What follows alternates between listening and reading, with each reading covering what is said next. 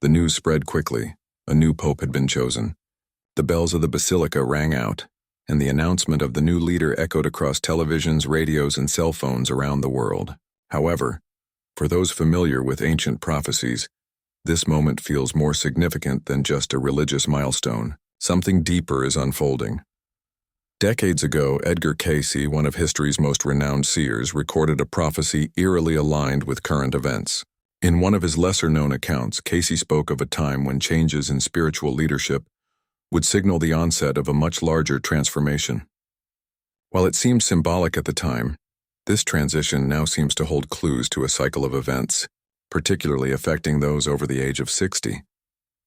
This part of Cayce's revelations went largely unnoticed for many years, perhaps dismissed because it seemed distant and symbolic. But today, with the announcement of the new pope, certain words from the past gain a new relevance. Cayce predicted that a global spiritual reorganization would mark the beginning of a delicate period for humanity, one that would have a profound impact on the older generation. He didn't foresee immediate disasters, but rather a deep internal shift, one that called for an honest reflection on values, emotional preparedness, and personal growth. While some may find this vague, the signs of this transition are already appearing. If you're still with me, consider subscribing and liking this video. These aren't topics that always make the headlines, but here we dive into what others only briefly mention. The prophecy continues, and what it reveals could change your perspective on this pivotal moment in history. Cayce claimed that following the rise of new spiritual leadership, older individuals would face a choice: stay trapped in fear or awaken to a deeper understanding of life. He predicted that traditional faith would be tested, not by external threats but by a profound internal shift within millions of people. Questions about the true meaning of life, what comes after death, and each person's purpose on earth would arise with increasing force. This period of awakening, Cayce suggested, would unsettle many, but also offer a kind of peace that only those who have lived long enough to look back can truly understand. Today, with the selection of a new pope, these words resonate with quiet strength. For Cayce, this would not be a time of fear but one of clarity. He believed that many seniors would instinctively sense that something in the air had shifted. It wouldn't be an external change, but an internal one, a recognition that time was demanding a deeper, more honest response. Faith structures that were once firm would begin to be quietly questioned. This wouldn't mean abandoning spirituality, but rather reconnecting with its true essence. Cayce saw this moment as a bridge between the visible and the invisible, marking the end of one cycle and the beginning of another. Those who navigated this process with courage, he said, would become silent guides for younger generations, not through words, but through the example of peace that emanates from within. This transition wouldn't happen suddenly, Cayce explained. It would be like the gradual fading of daylight into evening, subtle until we realize that night has come. He also spoke of a specific figure in the Vatican, whose arrival would mark the beginning of this shift, not by name but by the energy of renewal they would bring. Today, as we observe the chosen pope, many of his characteristics align with Cayce's description. This isn't about blind belief. It's about paying attention to the signs. Cayce never asked for blind faith. He encouraged lucidity, to see the world through spiritual eyes, not just physical ones. In this new era, the greatest challenges would not be external but internal. Cayce warned that the main obstacle for the older generation would be emotional suffering. Not physical ailments or health issues, but the loss of meaning, the feeling of no longer fitting into the current world. This is where Cayce's message becomes most urgent, recognizing that the internal struggle, the quest for meaning, is the true test of this new era. He emphasized that this feeling should not be ignored, as it is in fact a call to awakening. Aging, for many, would be the final invitation to transformation. Those who answered this inner call would have the opportunity to access a deeper understanding of life. It wasn't about changing religion or abandoning beliefs, but about going beyond what has always been accepted. It was like lifting the veil that covered truths we had never questioned. Cayce described this phase of inner transformation as initially uncomfortable. He spoke of a spiritual loneliness, a feeling that everything once clear now seemed distant or empty. Many older adults, he said, would experience silent nights filled with deep reflection, realizing that old certainties no longer suffice. However, this discomfort would not be the end. It would mark the beginning of something more genuine, a reunion with the self, with the soul and with the natural cycles of life. The election of a new pope, in this context, would not merely symbolize a change in the Church's leadership, but represent the start of a collective call, an invitation for the older generation to recognize their ongoing role in society. According to Cayce, this role was far more significant than many might realize. He asserted that modern society, by overly valuing youth, had forgotten an essential truth. The wisdom of the elderly is indispensable for restoring balance to the world. However, for this to happen, older individuals must recognize their own worth. Many, he observed, succumb to obscurity, believing they no longer have a purpose. Cayce saw this belief as one of humanity's greatest misconceptions. For him, the spiritual future of the planet depended on the awakening and clarity of the older generations. The new pope, even unknowingly, would act as a catalyst for this process. His leadership would spark deep reflection, prompting millions to reconsider life, faith, death, and the purpose of existence. This transformation would begin quietly, in silence, but its effects would become evident over time. The core of Cayce's prophecy pointed to a reconciliation between the spirit and everyday life. He said that after the age of 60, people have the chance to live more authentically. It's a time when social masks fall away, external pressures ease, and the essence of one's true self emerges. But to access this clarity, one must go through a process of deep acceptance. Accepting the time that has passed, the mistakes made, the opportunities lost, and, most importantly, what is still yet to come. In this reading, the new pope would serve as a symbolic mirror, someone who, by stepping into a position of leadership later in life, invites others to reflect with more compassion and responsibility. It's not about religion, it's about consciousness. For Cayce, consciousness was the only real path to the transformation of the soul. He viewed aging not as a burden, but as a noble stage of life, when the spirit is most capable of understanding what truly matters. But for this to happen, one must silence the noise of the outside world and turn inward. He suggested simple practices, like moments of silence, contemplation, and writing, not to escape the world but to reorganize the inner world. The new pope's selection would serve as a symbolic reminder that it's still possible to start something new and to change what once seemed immovable.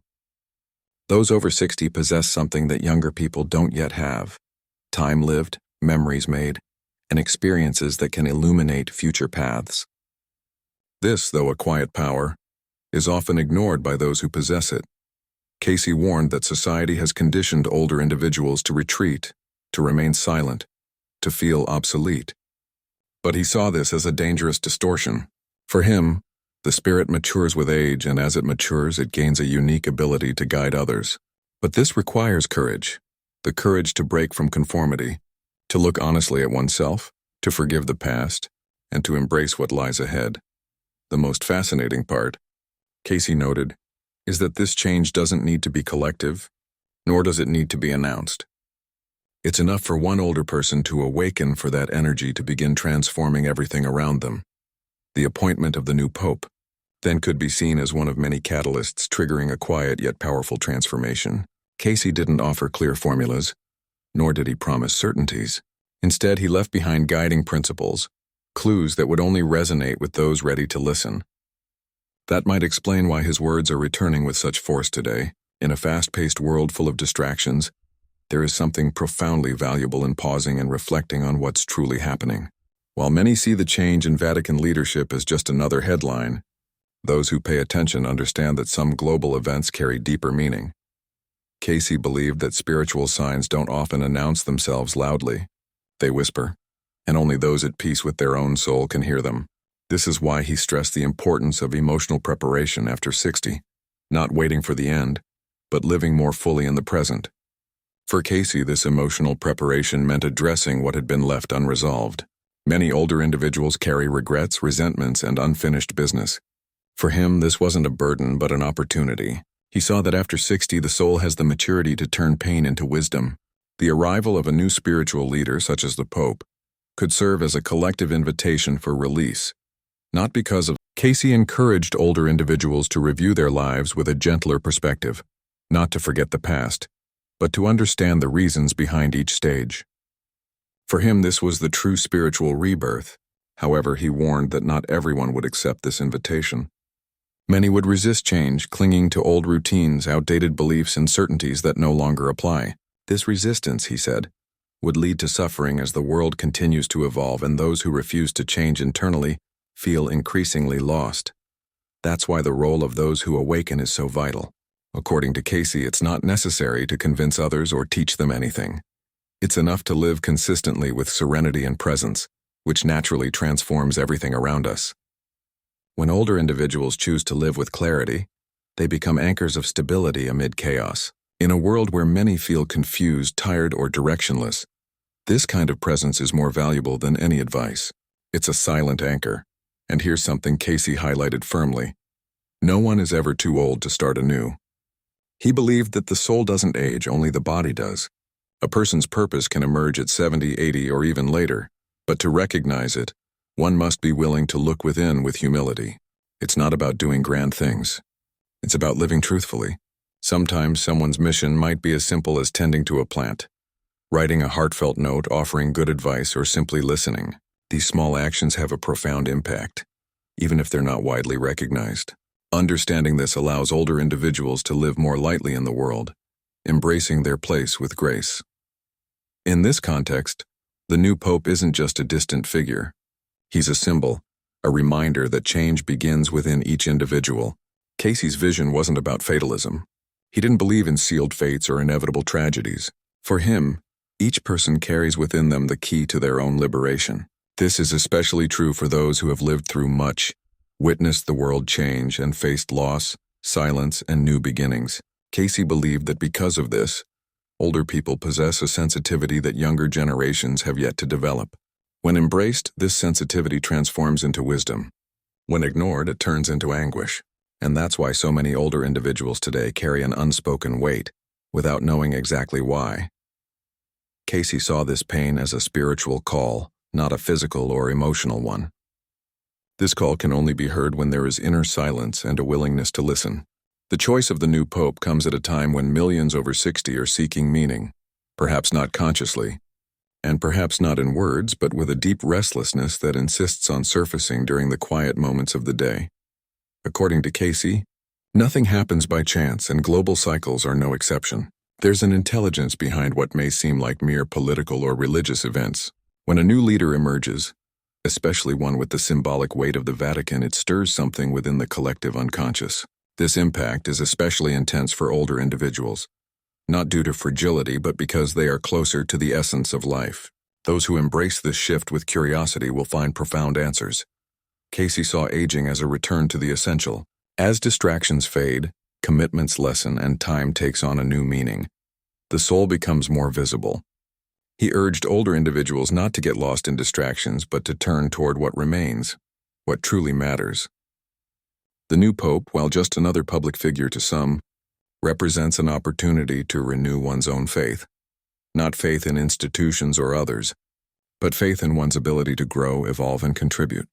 For Cayce, this phase of life can be the richest of all if lived with open eyes, courage to feel, and humility to start anew, as many times as necessary.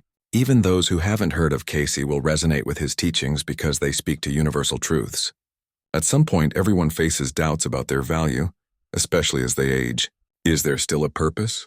His answer is simple and clear: yes. As long as there is life, there is purpose. And that purpose doesn't have to be grand in the eyes of the world. It just has to be true to those who live it. Small gestures like a kind word, a shared memory, or a comforting presence can transform lives. Cayce believed the world needs this more than ever. In times of chaos and noise, the calm presence of someone who has seen much and still chooses to believe in good is invaluable. The older generation can offer this gift in abundance. He also emphasized that great moments in humanity often start with small signs. Changes such as the election of a new spiritual leader can have profound effects, and the more attuned individuals are, the more they perceive these signs. For Cayce, wisdom isn't about accumulating knowledge, but about the ability to see what's right in front of us. Those who've lived longer possess a refined sense of time and can feel when something has shifted, even if they can't yet articulate it. This is where Cayce's prophecy finds its relevance, not to instill fear, but to guide those over 60 toward greater awareness, presence, and truth. The new pope represents the beginning of a larger movement, a call to look inward and reflect. Cayce's message for older generations is direct. Whether or not you believe in prophecies or follow a particular faith, this historical moment carries an invitation to live with more awareness. The choice of the new pope signals the start of an inner review that can transform anyone willing to look honestly at themselves. The final years of life can be the most fulfilling if lived with purpose. By paying attention to this moment, you may realize there is still much to do, not in the world around you but within. As Cayce put it, life doesn't end with age. It deepens. The time many see as the end may actually be the beginning of a new phase of understanding. It's not about denying the body's limitations, but recognizing that the soul remains active, sensitive, and capable of growth. By observing the events around us, like the election of a new pope, we can choose to either passively watch or actively interpret. Approach life with an open heart, embracing the wisdom that only time can bring. For every experience, even those that seem distant, carries valuable lessons. When we view life through this lens, each gesture, every change, and each collective decision becomes a sign that there is always time to learn, grow, and contribute something meaningful. Cayce never asked people to accept everything he said blindly. Instead, he offered an invitation to reflect, encouraging each person to seek their own truth, especially those who have lived long enough to understand the true value of time. His prophecy wasn't about fearing the future, but recognizing the opportunity to make the present more meaningful. By connecting this idea to the arrival of a new spiritual leader, he reminded us that nothing happens by chance. Every ending cycle provides a chance to begin again with more consciousness. If you've made it this far, perhaps you feel the same subtle call within you. Life doesn't demand prepackaged answers, but asks us to listen. Listen to what stirs inside when everything around us shifts, and then choose with wisdom. If this message resonates with you, consider subscribing to the channel and sharing it with someone who could benefit from this reflection. Sometimes all it takes to change the course of our lives is a fresh perspective, or a new idea about what's unfolding around us. And if Cayce is right, now is precisely the time to look inward, with more focus and intent. The new pope may just seem like another public figure to many, but for those who are aware, he represents something far greater, a symbol of change, a reflection of our internal cycles. If you are over 60, you carry within you what the world needs most now: lived wisdom. May that wisdom find the space it needs to grow, and may this new phase of your life begin with the realization that it is never too late to awaken.